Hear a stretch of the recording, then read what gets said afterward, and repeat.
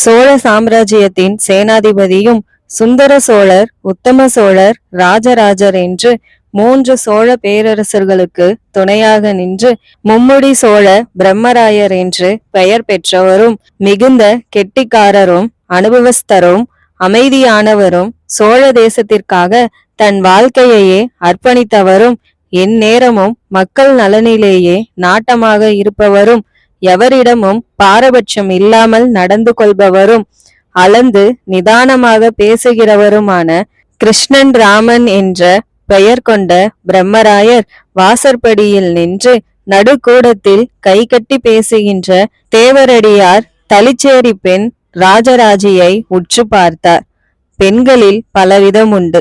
ஆண் ஒருவன் சற்று தொலைவில் நின்று பார்க்கிறான் என்று தெரிந்ததுமே எங்கேனும் பதுங்கிக் கொள்கிற பெண்கள் சோழ தேசத்தில் உண்டு.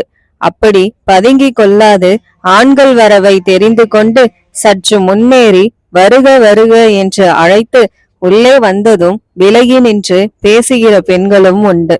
அச்சமின்றி எதிரே வந்து கைகூப்பி வணக்கம் சொல்லி உள்ளே அழைத்து போய் ஆசனம் கொடுத்து எதிரே சற்று தொலைவில் நின்றபடி முகம் பார்த்து போகிற பெண்களும் உண்டு. ஆண்களை பற்றி எந்த அச்சமும் இல்லாமல் உறுத்து பார்க்கும் போதே அவர்களை எடை போட்டு அவர்கள் பதிலுக்கு உறுத்து பார்க்கும் போதும் அந்த பார்வையை மதிக்காது அலட்சியம் செய்து அவர்கள் பேச்சுக்கு பதில் பேச்சு கொடுத்து திக்குமுக்காட வைக்கும் பெண்களும் உண்டு.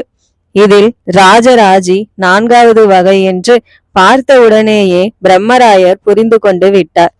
சபையேறி நடனமாடுகிற தேவரடியார் பெண்களுக்கு ஆண்களை பற்றிய அச்சம் அதிகம் இல்லையெனினும் அந்த கூட்டத்திலும் வெட்கப்பட்டு பதுங்குகிற பெண்கள் இருக்கிறார்கள். மெல்லிய குரலில் பேசும் பெண்கள் அவர்களிடத்திலும் உண்டு. ஆனால் இவளைப் போல கை கட்டி வாசல் பக்கம் நின்று குரல் கொடுத்தும் அதிர்ச்சி அடையாது நீ வருவாய் என தெரியும் என்பது போலவே நிற்கின்ற பெண்கள் தேவரடியார் வட்டத்தில் குறைவுதான். அரசியல் விஷயங்களை நன்கு தெரிந்த பெண்கள்தான், அரசியல்வாதிகளோடு ஒட்டி பழகிய பெண்கள்தான் இவ்விதம் தைரியத்தோடு இருப்பார்கள்.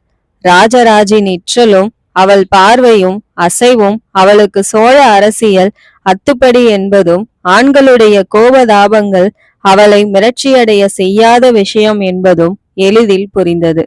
எந்த விஷயத்தையும் எந்த சூழ்நிலையிலும் ராஜராஜியால் சமாளிக்க முடியும், மீண்டு வெளியே வர முடியும் என்பது அவள் உதட்டு அழுத்தத்தில் தெளிவாயிற்று. வணக்கம் பிரம்மராயரே.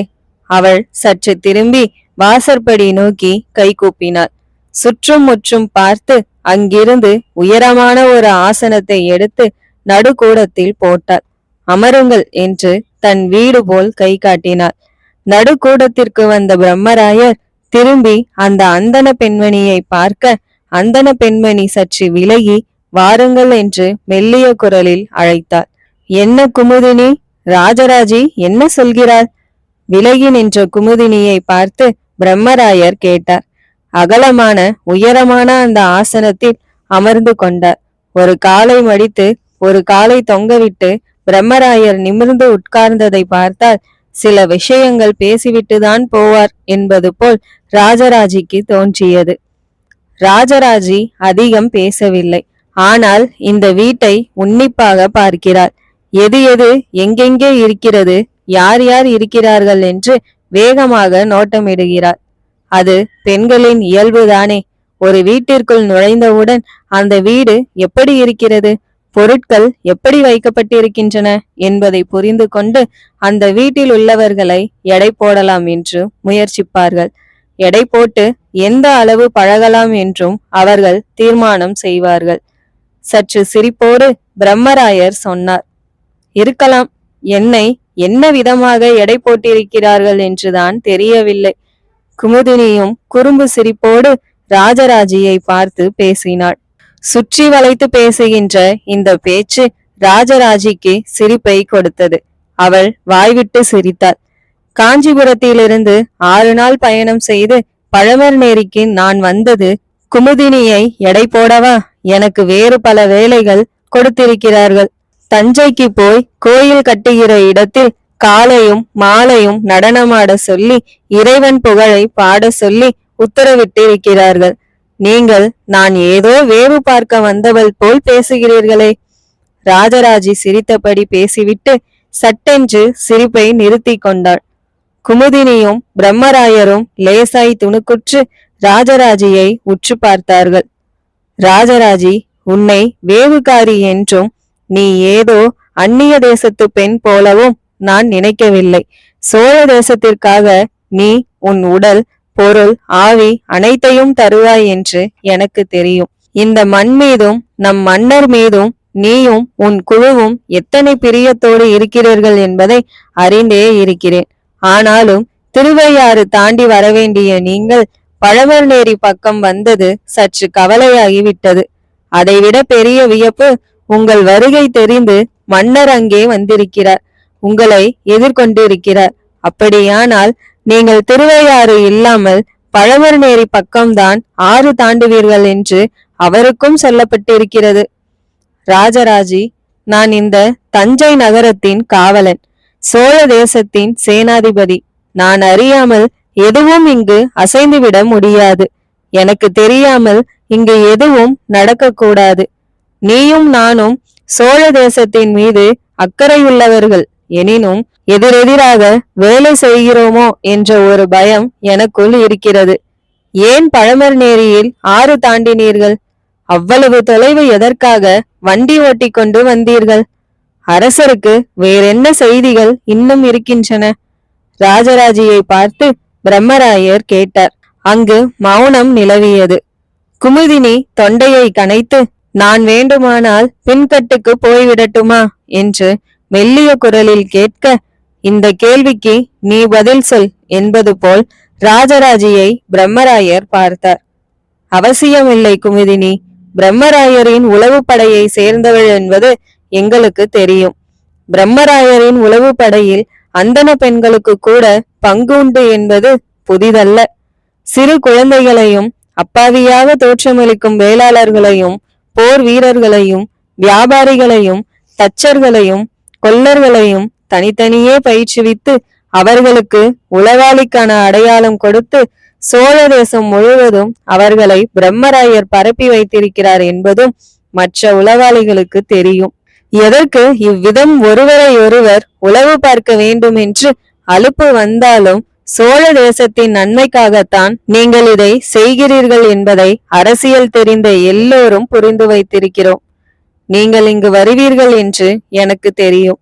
ஒருவேளை நீங்களும் நானும் பேசுவதை இங்கு வேறு எவரேனும் கேட்பதற்கு வாய்ப்பிருக்கிறதோ என்று பயத்தில் இந்த வீட்டினுடைய எல்லா பக்கங்களையும் நான் உற்று பார்த்தேன்.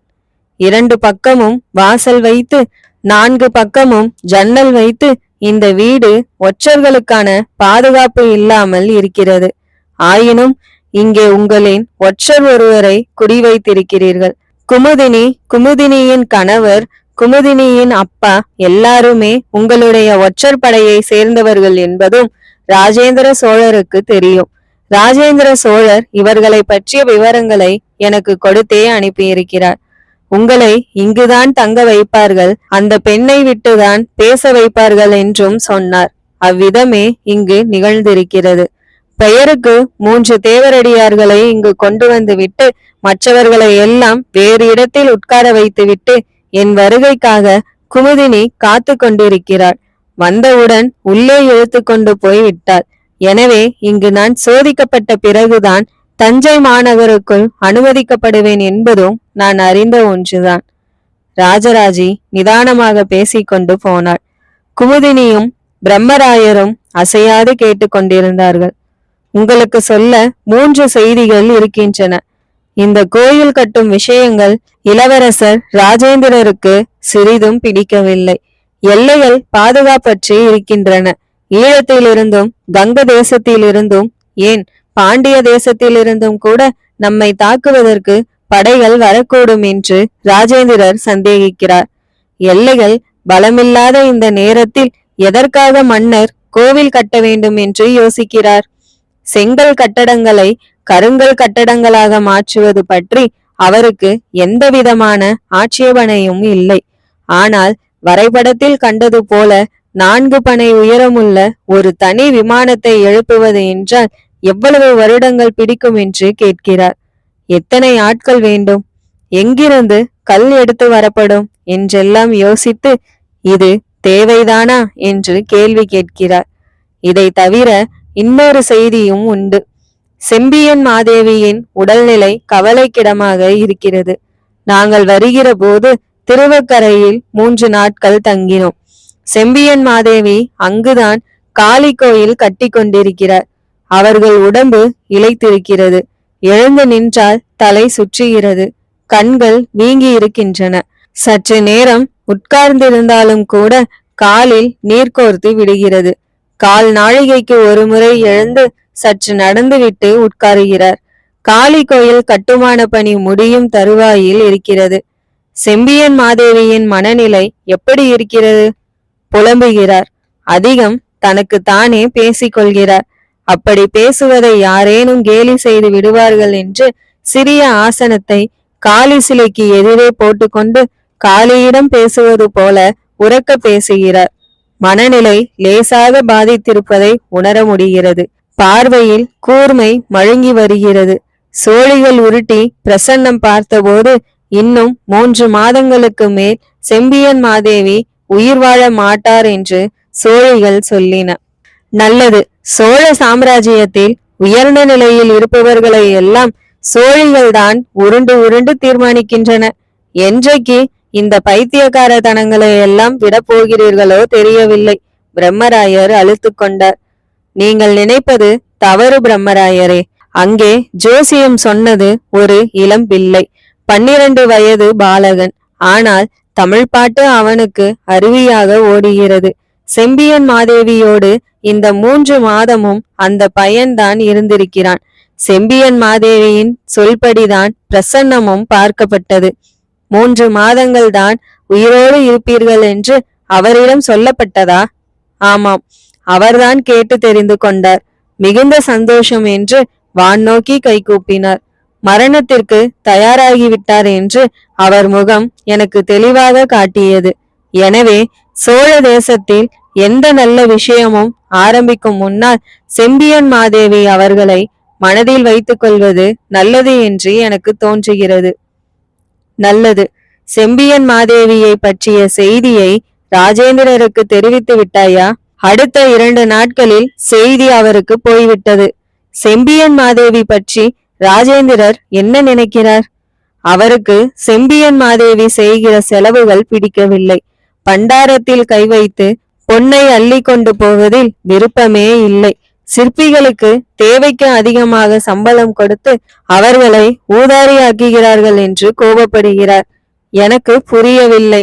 ஒரு காலட்படை வீரருக்கு ஒரு நாளைக்கு ஒரு செப்பு காசு சம்பளம்.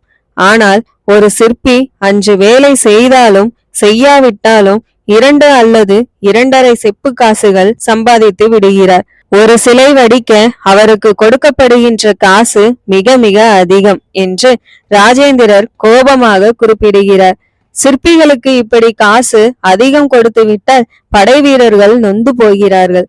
வேலையும் கத்தியையும் வீசிவிட்டு சுத்தியலும் உளியும் எடுத்துக்கொண்டு பாறையில் கோடு போடலாமே என்று சொல்கிறார்கள். குறிப்பாய் திருவக்கரை சிற்பிகளுக்கு அதிகமாக சம்பளம் கிடைக்கிறது. பூமியிலிருந்து கல் தோண்டி யானையை வைத்து இழுத்து கொண்டு வருகிறவர்களுக்கு சிலை செய்பவர்களை விட அதிகமாக காசு கிடைக்கிறது. பெரிய பாறையாக எடுத்து கொண்டு வந்து விட்டால் அதை பார்த்து வியந்து போய் என்ன தருகிறோம் என்று தெரியாமல் செம்பியன் மாதேவி அள்ளி கொடுத்து விடுகிறார். இதனால் வணிகர்களை விட, விவசாயிகளை விட, படை வீரர்களை விட, நெசவாளர்கள், கருமார்களை விட சிற்பிகள் அதிக வசதியோடு இருக்கிறார்கள். அவர்களுக்கென்று தனி வீடுகள் கட்டி கும்பலாக வாழ முயற்சிக்கிறார்கள். இது நல்லதல்ல. மக்களிடையே இது பிளவை உண்டாக்கும் என்று ராஜேந்திரர் கவலைப்படுகிறார். பிரம்மராயர் தலையசித்தார். புரிகிறது. ராஜேந்திரரின் கவலை நியாயமானது. ஆனால் கிட்டத்தட்ட 11 அடி உயரமுள்ள துர்க்கை சிலையை நீங்கள் பார்த்தால் திகைத்து போவீர்கள். திருவக்கரை காளி சிலை எவ்வளவு அழகு!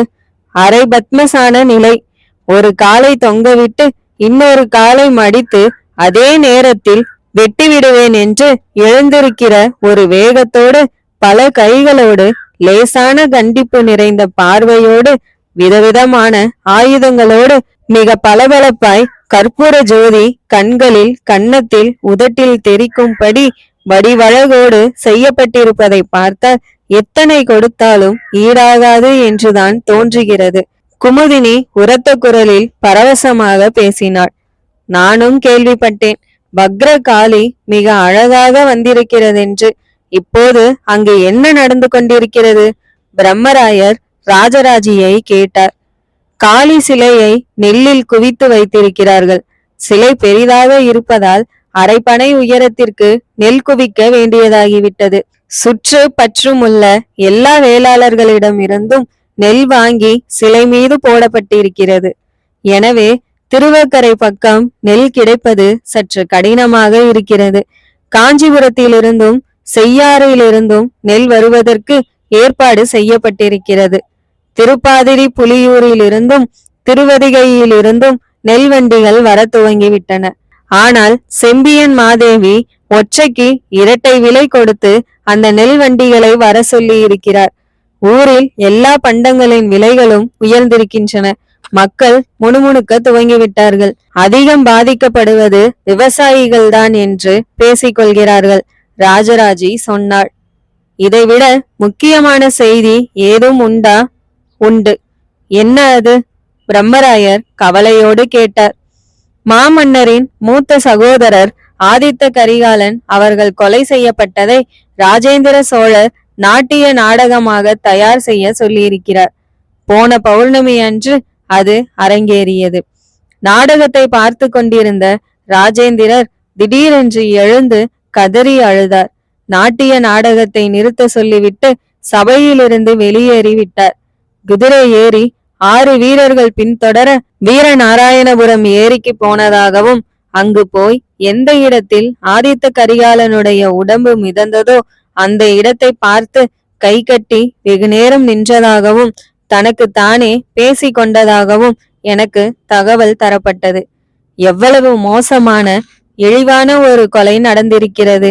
இதை சமணப்படுத்தாமல் வெறுமே கோயில் கட்டி கொண்டிருப்பதில் என்ன புண்ணியம் என்று ராஜேந்திரர் புலம்பியதாகவும், எந்த இடத்தில் ஆதித்த கரிகாலருடைய உடம்பு மிதந்ததோ அந்த இடத்தில் கங்கையால் ஒரு ஜலஸ்தம்பம் எழுப்புவேன் என்று வால் நுனியில் சத்தியம் செய்ததாகவும் எனக்கு தகவல் வந்தன. வெகு விரைவில் வடக்கு நோக்கி அவர் பயணப்பட போகிறார். கங்கையிலிருந்து குடம் குடமாய் நீர் கொண்டு வந்து வீரநாராயணபுரம் ஏரி முழுவதும் சாய்த்து ஆதித்த கரிகாலனுடைய மனகேதம் தீர்ப்பதற்கு பிரார்த்தனை செய்ய போகிறார். சோழ சாம்ராஜ்யத்தின் கருப்பு நாள் என்று ஆதித்த கரிகாலனின் இறந்த நாளை அனுஷ்டிக்க வேண்டும் என்று சொல்லியிருக்கிறார். வருடா வருடம் அன்றைய தினம் ஏதேனும் படையெடுப்பு நடத்தி எல்லைப்புறத்தில் இருக்கின்ற நாடுகளை பயமுறுத்த வேண்டும் என்று தீர்மானித்திருக்கிறார். வீரத்தை வளர்த்து கொள்வது அல்லாது வேறு எது செய்தாலும் சோழ சாம்ராஜ்யம் நிலைத்து நிற்காது என்று பேசியிருக்கிறார். சோழ சாம்ராஜ்யத்திற்கு எதிராக ஒரு சிறு அசைவு ஏற்பட்டாலும் அந்த அசைவை ஏற்படுத்துபவர்கள் மிக கடுமையாக தண்டிக்கப்படுவார்கள் என்று எச்சரித்திருக்கிறார். ராஜேந்திர சோழரின் கோபம் அங்குள்ள சேனாதிபதிகளுக்கு கவலையை கொடுத்திருக்கிறது. இதை உங்களுக்கும் மன்னருக்கும் தெரிவிக்க எனக்கு கட்டளை இருக்கிறது. உனக்கு கட்டளையிட்டது யார்? பிரம்மராயர் சற்று வேகமாக கேட்டார். இளவரசர் ராஜேந்திர சோழரின் அணுக்கியார் பறவை நாச்சியார் இதை உங்களிடம் சொல்ல சொன்னார். ராஜராஜி சொல்ல பிரம்மராயர் கண்மூடி முகம் சுருக்கினார். என்ன, எதற்காக முகம் சுருக்கிறீர்கள்? ராஜராஜி கூர்மையாக அவரை பார்த்தபடி கேட்டாள். சோழ தேச அரசியல் இப்போது படை வீரர்கள் கையிலோ அல்லது சேனாதிபதிகளின் கையிலோ இல்லை, முற்றிலுமாக தேவரடியார்கள் கைகளுக்கு போய்விட்டது என்று தோன்றுகிறது. பிரம்மராயர் அலுப்போடு சொன்னார். இந்த வார்த்தையை நீங்கள் சொல்வீர்கள் என்று எனக்கு தெரியும். எனக்கு செய்தி சொல்லி அனுப்பிய பறவை நாச்சியாருக்கும் தெரியும். இதை சொன்னவுடன் உங்களுக்கு ஒரு பெயரை சொல்ல சொல்லியும் எனக்கு உத்தரவு இருக்கிறது. என்ன பெயரை சொல்ல போகிறாய்? மாமன்னர் ராஜராஜ சோழரின் உற்ற துணைவியார் தில்லை அழகி என்று அவரால் பாராட்டப்பட்ட ராஜராஜ சோழரின் 4வது துணைவியார் பழுவூர் நக்கன் பஞ்சவன் மாதேவியின் பெயரை உங்கள் காதுகளில் நன்றாக புத்தியில் உரைக்கும்படி உரக்க சொல்ல உத்தரவு கொடுக்கப்பட்டிருக்கிறது. ராஜராஜி சொல்ல பிரம்மராயர் திடுக்கிட்டார். மன்னரின் துணைவியான பஞ்சவன் மாதேவியும் தேவரடியார் குலத்தை சேர்ந்தவர். இன்றைக்கு நடக்கும் அரசியலில் அவர் பங்கு மிக முக்கியமானது. மன்னர் கோயில் கட்ட தீர்மானித்ததும் அவருக்கு பக்க பலமாக பஞ்சவன் மாதேவியார் முழு வேகத்தில் செயல்படுகிறார். பழமர்நேரியிலிருந்து அரைக்காத தூரத்தில் இருக்கும் திருக்காட்டுப்பள்ளியில் தனி மாளிகையில் தற்காலிகமாக குடியிருந்து தினமும் மன்னரோடு கோவில் பற்றி விவாதித்து கொண்டிருக்கிறார். உலகத்தில் உள்ள தேவரடியார்களை கேலி செய்யும் போது அந்த தேவரடியார்களில் ஒருவரான பஞ்சவன் மாதேவியை நினைத்து கொண்டால் கேலி செய்ய மனம் வராது. அவர் செய்த தியாகத்தை புரிந்து கொண்டால் இகழ்ச்சியாய் பேச தோன்றாது. பிரம்மராயர் கை கூப்பினார். மன்னித்து விடு ராஜராஜி, எனக்கு வயதாகிவிட்டது. அதனால் அடிக்கடி அலுப்பு ஏற்படுகிறது. அந்த அலுப்பு தாங்காமல் தான் நான் அடிக்கடி சற்று அவசரப்பட்டு போகிறேன். வடபக்கத்திலிருந்து வீசும் பனிக்காற்றை தடுத்து நிறுத்தும் இமயம் போல தமிழகத்தில் அந்நியர் தலையீடு இல்லாமல் உயர்ந்து நின்று காப்பாற்றி வரும் பிரம்மராயர் வருத்தப்பட்டு பேசியது ராஜராஜிக்கு வேதனையாக இருந்தது. குமுதினி அதைவிட வேதனைப்பட்டாள். கவலையோடு பிரம்மராயரையே பார்த்து கொண்டிருந்தாள். வாசலில் மன்னர் வருகிறார் என்கிற சிறு பறை முழக்கம் கேட்டது. மூவரும் பரபரப்பானார்கள்.